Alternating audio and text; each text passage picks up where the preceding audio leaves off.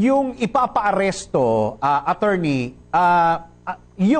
paano ba ito? Legal ba itong mga ganitong usapin? Paano po nagiging yung implikasyon nito sa batas, attorney? Yung pag-aresto ng mga Bombay na nag-engage ng 5-6 business. Opo, kasi parang may yata, may citizens arrest na kasama.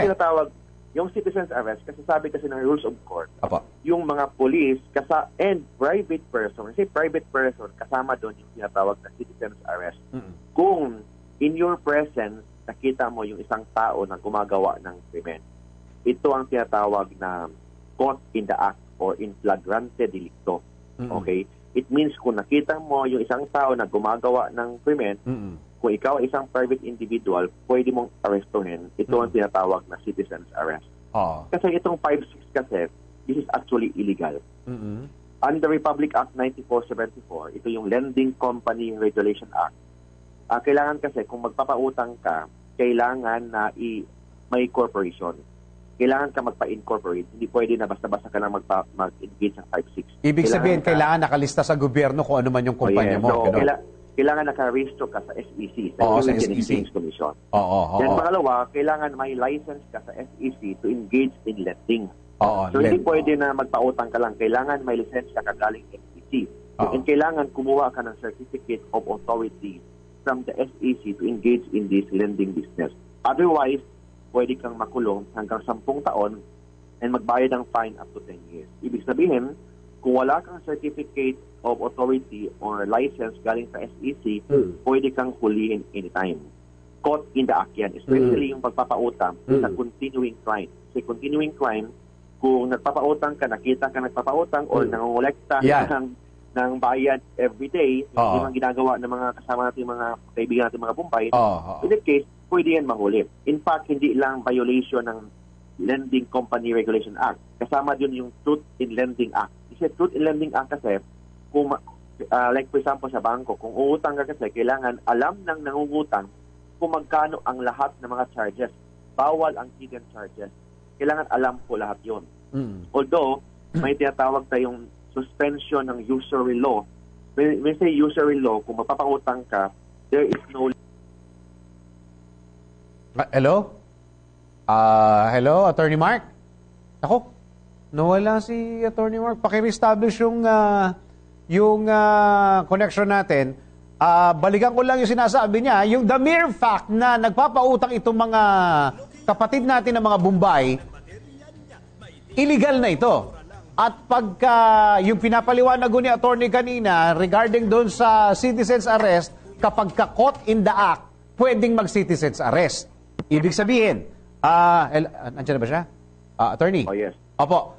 Attorney, balikan ko lang sinabi nyo kanina. Ibig sabihin, kung kunwari, yung kapitbahay ko, yung nanay ko, yung tiyahing ko, yung kakilala ko, yung kamag-anak ko, ay nahuli ko na may kausap na sabihin natin, kapatid na Bombay, ganon. Alam naman natin yan, di ba? May mga motor yan, iba dyan may tricycle, o iba dyan may sasakyan na rin. Tapos yung itsura niya, talagang mukhang Bombay talaga.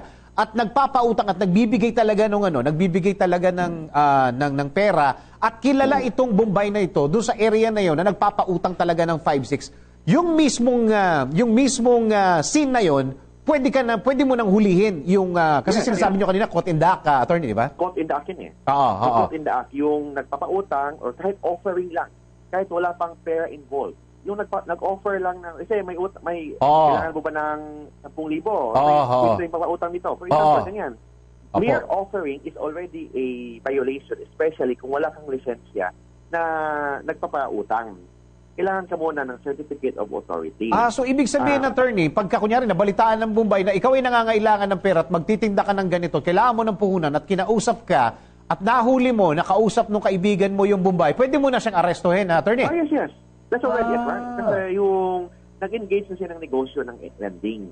Hindi naman yung lending, engaging in lending business, yung kailangan talaga na may money involved na, may pera nang nakikita doon. Mere offering na pwede kang uutang sa akin is already engaging in lending business. So, ibig sabihin, pwede na siyang hulihin yung Bombay. Pwede na siyang i-citizen's arrest, attorney, no? Citizen's arrest, pwedeng hulihin yan, then pwede makulong yan hanggang 10 years o pwedeng ipa-deport yan, ipalabas yan ng Pilipinas. Tapos yun lang ang kailangan na katibayan. Aside from this, caught in the act, ano pa hong pwedeng katibayan, attorney? Yung caught in the act, first, pwede yan. So, nakita yan. Pangalawa, kung may mga other business. For example, nakikita to a written document, may loan agreement. Or may nakita na yung kaibigan niya nagbabayad ng daily, everyday, parang regular nagbabayad. In that case, nakikita mo na may lending business na nangyayari. So, pwede na siyang hulihin. Caught in the act yan. So, any private individual na nakikita yung isang tao, kahit hindi Bombay, hindi natin pwedeng i-discriminate yung mga Bombay. Kahit Pilipino na nag-engage ng 5-6, pwedeng hulihin. So hindi necessarily na Bombay. Oo nga, no? Kasi kung kahit Pilipino, no, na nagpapautang. Kahit sino. Of course, yung Bombay kasi, yun ang palaging ginagawa nila. But hindi lang Bombay, kahit Insect, kahit Koreano, kahit Pilipino pa, or Bisaya, Ilonggo. Gumagawa ng 5-6, pwedeng hulihin. Regardless of the race, no? Kahit na sino, kahit na probinsyano, kahit na taga Maynila. The mere fact na 24... Kahit sobrang ganda mo, sobrang pangit mo, basta gumagawa ka ng engaging in lending business, pwede kang hulihin. Yun. Nako, attorney, medyo natatawa lang ako kasi, attorney, yung mga nakikinig at nanonood sa atin ngayon, even sa Facebook o sa YouTube o sa website o sa TV, na hindi na makabayad-bayad sa Bombay ngayon, pag nalaman nila itong batas na ito, ay hindi mo na kailangan magbayad. Dahil for the mere fact na yung proseso ay illegal, ay hindi mo na kailangan magbayad, attorney. Actually, magbayad ka rin. Kasi iba yung utang, iba yung gumagawa ng negosyo ng papautang. Iba yun. So kailangan magbayad ka pa rin. But anyway, don't worry, kung hindi ka magbayad, walang makukulong sa utang. Sabagay. Walang makukulong sa utang. Sabagay, totoo yan. Makukulong, kung magpapautang ka, engage ka ng negosyo ng papautang na wala kang lisensya. Iba yun. Okay, ibang aspeto yun. In law kasi, iba yung nangungutang ka. Kung hindi ka nagbayad sa utang mo, hindi ka makukulong. But kung nagnenegosyo ka ng pagpapautang, tapos wala kang lisensya galing SEC na magpapautang ka, yun, pwede ka makulong.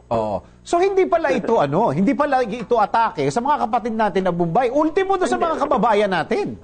Lahat ng tao na gumagawa ng papautang, 5-6, of course, mostly Bombay ang gumagawa nun. Pero kahit sino pa yan, Bombay ka man, Pilipino ka man, o kahit anong race ka man, basta gumagawa ka ng ganitong negosyo na walang lisensya.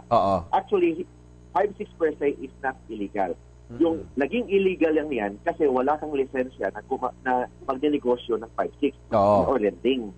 So yun ang nagiging illegal. 5-6 per se is not illegal. Tapos, attorney, meron bang sinasabi sa batas kung how many % lang ang dapat mong ipatong sa isang utang? Actually, sabi ng batas, may suspension tayo ng usury law. When say suspension ng usury law, kahit magkano pwede mong ipatong na interest. Okay? But pag nandun na yun sa civil cases sa court, pwede mong sabihin sa court, humingi ka ng diskwento or bawasan ng interest on the ground na iniquitation against public policy.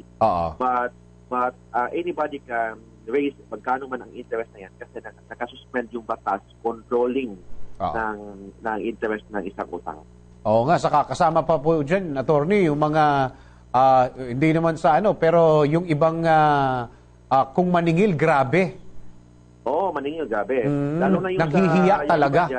Nag-take advantage, lalo na nakulang. Actually, in fairness naman, mostly kasi tayong mga Pilipino, kulang tayo ng financial education. Kasi financial education, hindi natin alam kung paano magbayad ng utang. Magaling na tayong utang. Pag tingilan na, iba na. So that's why kailangan I think it is the responsibility of the government na tuturuan ng ating mga kabayan yung tinatawag na financial education para malaman nila anong obligasyon nila sa pagpapautang at sa uutang. Okay, attorney, maraming salamat po sa oras po ninyo dahil alam po namin yata magla-lunch na kayo. May meeting ba kayo ngayon? Maraming meeting tayo. But, nga sa DCRH, bibigyan natin ng OS yan. Oh, wow. So, maraming salamat. Attorney Mark Tolentino, yung show po ninyo every day from? Oh, yes. Every day. Sa Legal Minds. Yes. Every 10:30 ng umaga. And then we play yun every sa gabi. 11 o'clock ng gabi. Manood po kayo. Opo. That is the only legal program daily sa buong Pilipinas. Yes, that's true. Maraming salamat, Attorney Mark. Thank you very much. Thank you. Okay, yan po si Attorney Mark Tolentino. Ayan, ako.